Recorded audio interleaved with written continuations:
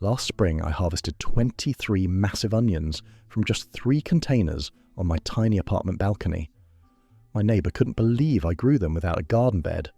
The truth is, growing onions in containers is actually easier than planting them in the ground, and I'm going to show you exactly how to do it, so you never have to buy onions again. Why containers work? You might be wondering why I'm so excited about growing onions in containers when you could just plant them in the ground. Well, let me tell you what changed my mind completely. I used to struggle with onions in my garden. The soil was either too compact, too wet, or the weeds would take over before my bulbs could even form. Then I switched to containers, and everything transformed overnight. Container growing gives you total control over your growing environment. You're not dealing with whatever soil Mother Nature decided to give you. Instead, you create the perfect mix that onions absolutely love. That loose, well-draining soil they crave? You've got it. The right pH level, easy to adjust. No rocks or clay chunks blocking your bulbs from swelling? Problem solved. Here's another game changer. Mobility. When your onions need more sun, you just move the container. Too much rain flooding your garden beds? Your containers stay perfectly drained. Late spring frost threatening your young plants? Slide them under cover for the night? You simply can't do that with in-ground onions. Pests become way less of an issue too. Onion maggots and other soil-dwelling insects have a harder time finding your containers, especially if you use fresh potting mix. Weeding takes seconds instead of hours because you're working with a contained space. Plus, your back will thank you since you're not bending down to ground level constantly. The space-saving advantage is incredible for small gardens, patios, or balconies. A single 5-gallon bucket can give you 4 to 6 beautiful onions. Stack a few containers in a sunny corner, and suddenly you've got enough onions to last months. No need for massive garden beds or raised boxes taking up your entire yard. I've seen people grow stunning onion crops on apartment balconies with nothing but a few pots and some determination. Choosing your container. The container you pick makes or breaks your onion harvest, and I learned this the hard way my first season. I grabbed some shallow decorative pots thinking they'd look cute on my deck. 2 months later, my onions were stunted and sad because their roots had nowhere to go. Don't make my mistake. Depth is everything. You need at least 10 inches deep, and honestly 12 inches is even better. Onion roots grow down before the bulb swells up, so shallow containers force them to stay small. Think of it like trying to grow a tree in a shoebox. The plant knows it doesn't have room to reach its potential, so it just gives up and stays tiny. Width matters too, but for different reasons. Onions need about 4 inches of space between each bulb to develop properly. A standard 5-gallon bucket that's 12 inches wide, you can fit 4 to 6 onions comfortably. One of those large plastic storage tubs? You could easily grow 15 to 20 onions in there. Do the math based on how many onions your family uses and pick your container size accordingly. Drainage holes are absolutely non-negotiable. I can't stress this enough. Without proper drainage, water sits at the bottom and your bulbs will rot before they ever mature. If your container doesn't have holes, drill some. I usually add 5 to 7 holes spread across the bottom for containers larger than 5 gallons. Better, too many holes than not enough. Material choice is more flexible than you'd think. Fabric grow bags work beautifully because they provide excellent aeration and drainage.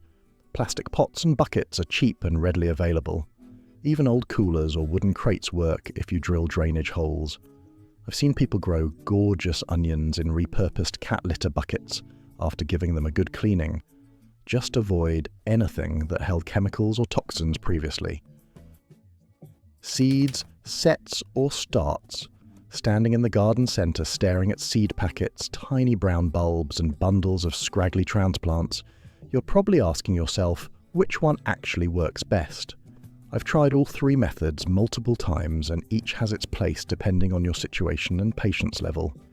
Seeds are my favourite for container growing because they give you the biggest variety selection and the lowest cost per onion. 1 packet of seeds costs about the same as a small bag of sets, but gives you way more plants.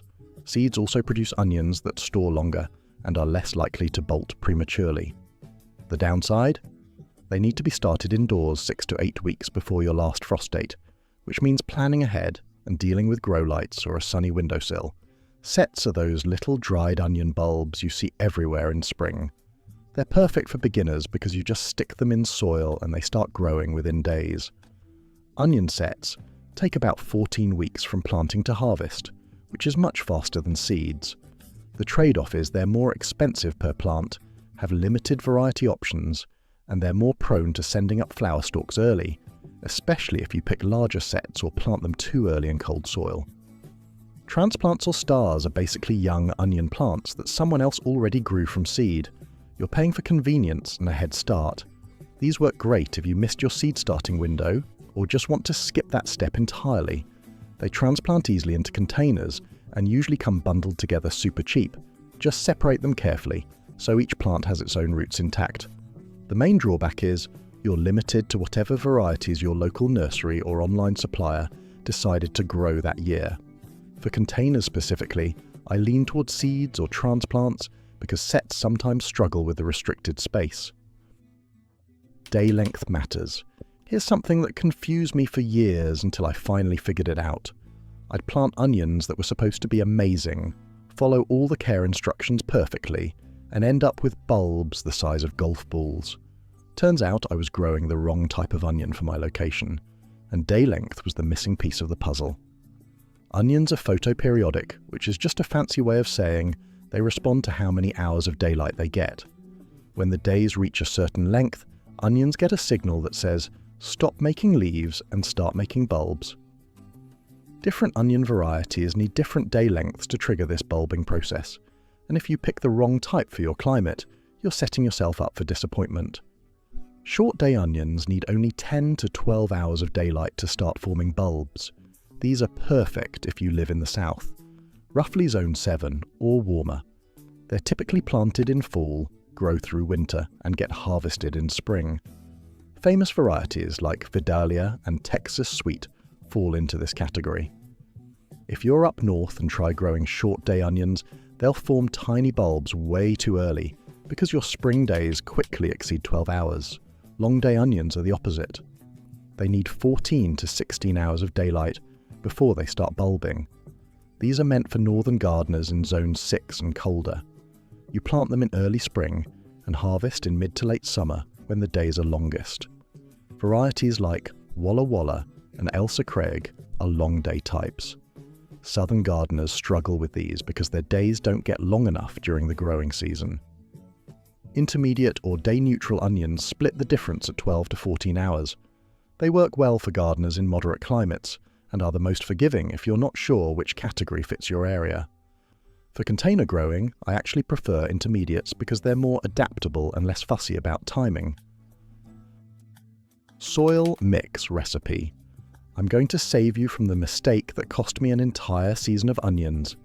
I filled my first containers with soil I dug up from my backyard thinking I was being resourceful and saving money. 3 months later, I had compacted, waterlogged containers and rotting bulbs. Garden soil in containers is a recipe for disaster, no matter how good it looks in the ground. Regular garden soil gets dense and hard when you put it in a container. It doesn't drain properly, roots can't breathe, and your onions essentially suffocate. You need a mix that stays loose and fluffy throughout the entire growing season. This is where a quality potting mix comes in, but even that needs some tweaking for onions. My perfect container mix starts with a good potting mix as the base. Not potting soil, but potting mix. There's a difference. Potting mix is lighter and fluffier, with ingredients like peat moss, coconut coir, and perlite. I fill about 60% of my container with this. Then I add 30% compost or well-rotted manure for nutrition because onions are heavy feeders and need that organic matter. The final 10% is coarse sand or extra perlite to ensure drainage stays excellent. Some people get fancy with their mixes and that's fine, but don't overcomplicate it. The goal is loose texture that drains well but holds enough moisture that you're not watering 3 times a day. If you squeeze a handful of your finished mix and it clumps slightly but falls apart when you poke it, you've nailed the texture. pH matters more than most people realize. Onions want soil between 6.2 and 6.8, which is slightly acidic to neutral.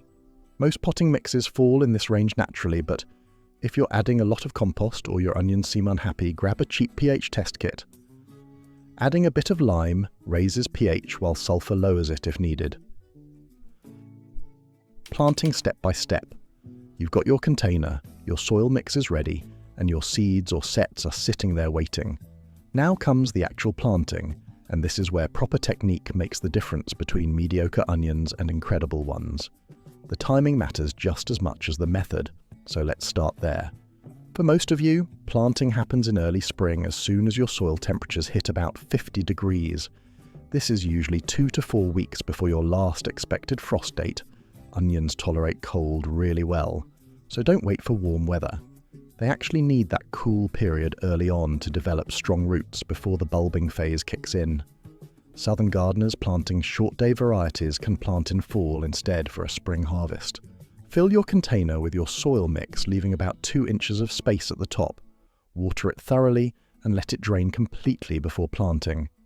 This pre-moistening is important because dry potting mix can be hydrophobic and repel water initially. You want everything evenly moist before your onions go in. If you're planting sets, push them into the soil pointy end up with the root plate facing down. They should sit about 1 to 2 inches deep with just the tip poking out. Space them 4 inches apart in all directions. Don't bury them deeper, thinking it helps. Deep planting actually prevents proper bulb formation, and you'll end up with thick necks and small bulbs. Seeds get planted much shallower, only about a 1/4 inch deep. I make shallow furrows with my finger, drop seeds every inch or so, and cover lightly. They'll need thinning later to that 4-inch spacing once they're a few inches tall. Transplants go in at the same depth they were growing in their original container, spaced 4 inches apart. Firm the soil gently around them and water everything in well to eliminate air pockets around the roots. Drop a comment and let me know if you're growing onions in containers this season, or if you've tried this method before. Feeding your onions. This is where most container onion growers completely drop the ball, and I'm going to be brutally honest with you about feeding. Onions are not a plant-it-and-forget-it crop when it comes to nutrition. They're what we call heavy feeders, and if you treat them like low-maintenance herbs, you'll harvest disappointing results. The compost you mixed into your soil gives them a good start, but that's not nearly enough for the entire growing season. Onions need consistent feeding from the moment they start growing until about 4 weeks before harvest. Think of it like this. Every leaf your onion plant produces becomes a layer in that bulb. More healthy leaves means more layers, which means bigger onions. But healthy leaves require steady nutrition. I hit my containers with a balanced fertilizer every 3 to 4 weeks during the first half of the growing season. Something like a 10-10-10 works perfectly. Some people swear by organic options like fish emulsion or kelp meal, and those work fine too. Just know that fish emulsion is higher in nitrogen, so you'll want to switch to something more balanced as your onions mature. Here's the critical part that catches people off guard. About halfway through the growing season, when you see those bulbs starting to swell, you need to back off the nitrogen. Too much nitrogen late in the game creates thick necks and prevents your onions from properly maturing. They'll look lush and green but won't form tight, storable bulbs. Switch to a fertilizer higher in phosphorus, or just stop feeding altogether that last month.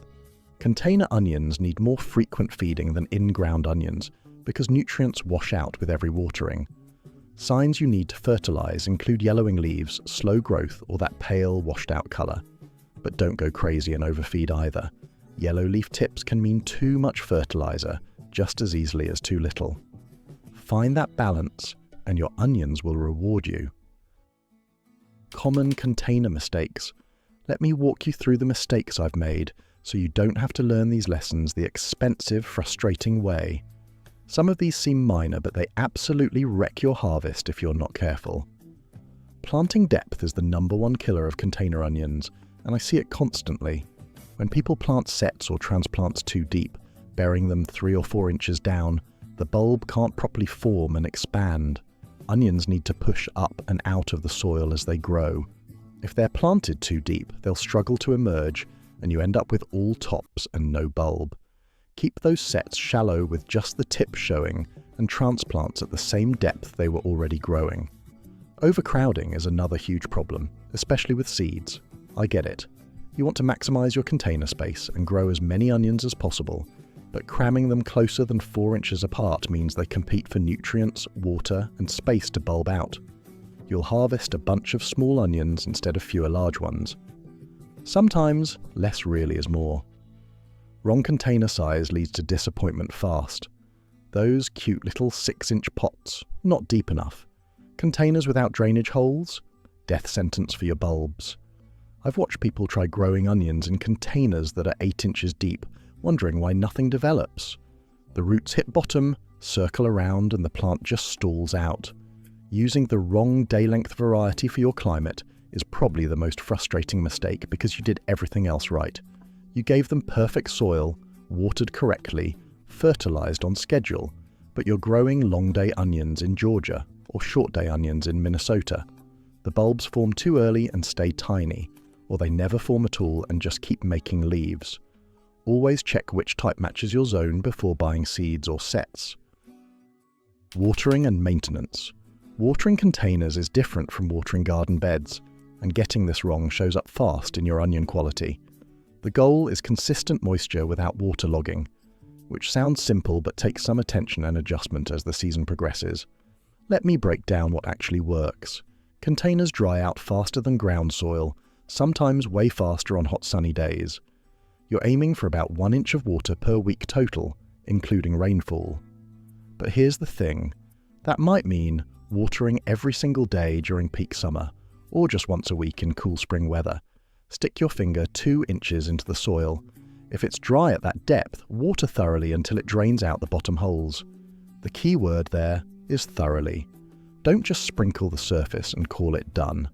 Water until you see it running out the drainage holes, which tells you the entire root zone got moisture. Shallow watering creates shallow roots and weak plants. Let the top inch or two dry out between waterings though. Constantly soggy soil leads to rot and disease. As your onions grow, you'll notice the bulbs start pushing up out of the soil. Don't panic and pile more soil around them. This is completely normal and actually signals that they're doing well. Exposed bulb tops are fine, and they need that exposure to properly mature. Some people even gently brush away a bit of soil to help the process along. Weeds are less of an issue in containers, but they still pop up occasionally. Pull them as soon as you spot them, because they steal nutrients and water your onions need. Keep the soil surface clean and debris-free to discourage pests and diseases from setting up shop. If your onion tops get extremely long and start flopping over before bulbing begins, you can trim them back by 1/3. This redirects energy into root and bulb development instead of excessive top growth. Harvest and storage. The waiting game is almost over and your onions are getting close to harvest time. Knowing exactly when to pull them makes the difference between onions that last months in storage versus ones that rot within weeks. There are clear signs your plants will show you when they're ready to come out. Watch for the tops to fall over. When about 1/2 to 2/3 of your onion leaves turn yellow and flop down naturally, that's your harvest signal. This usually happens in mid to late summer for spring-planted onions. Don't rush this process by bending the tops over yourself, trying to speed things along. Let the plants tell you when they're done. Some varieties mature faster than others, so you might harvest containers at different times. Pick a dry, sunny day for harvest if possible. Wet onions don't cure well and are more likely to develop rot during storage. Gently tip your container on its side and slide the whole root ball out, or carefully dig around each bulb with your hands. Avoid using tools that might slice into the bulbs. Handle them like eggs because any bruising or cutting shortens their storage life dramatically. Cut the roots off close to the bulb base and trim the tops down to about 1 or 2 inches. If you want to get fancy and braid your onions together for hanging storage, leave the tops on for now. Lay your harvested onions in a single layer somewhere warm, dry and well ventilated. A garage floor, covered porch, or greenhouse bench works perfectly. This curing process takes 2 to 3 weeks. You'll know they're fully cured when the outer skins are papery and the necks are completely tight and dry. Store them in mesh bags, pantyhose with knots between each onion, or braided hanging in a cool dark spot between 40 and 60 degrees. Check them monthly and remove any that show signs of sprouting or soft spots. Properly cured onions from containers can last 4 to 6 months easily. So there you have it. Everything you need to grow incredible onions right in containers. The method works, the onions taste better than store-bought, and you'll save money while having fresh onions whenever you need them. If you found value in this video, you're going to love this next one.